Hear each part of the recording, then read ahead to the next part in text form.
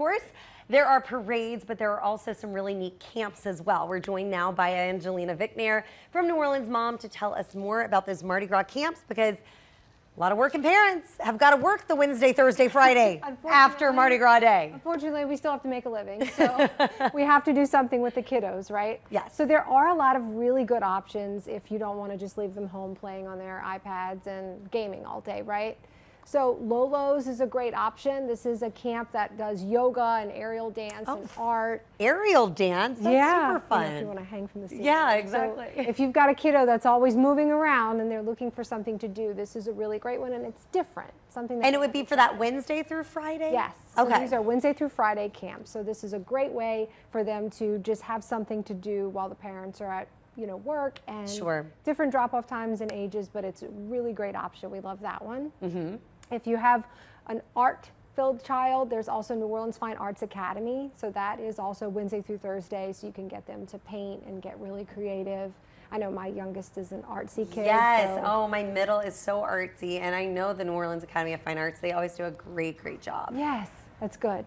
And then if you have a kid who loves to cook, and you happen to be on the North Shore, this is Culinary Kids in Mandeville. They're amazing. Yeah, and they work with so many different ages and abilities. They're really fantastic. I know, and they're making homemade moon pies. So I think that's a fun thing, so they can learn some really different, what a good idea. Culture-based things, fun stuff. So that's always a really good one that we love.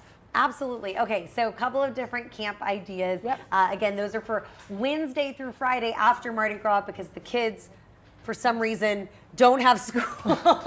But we have to work. So. But we have work. We know. Yeah, we never had school. I always wondered why we do that, the whole week off. Right. Because really, it's just through Mardi Gras Day on Tuesday. I know. Yeah.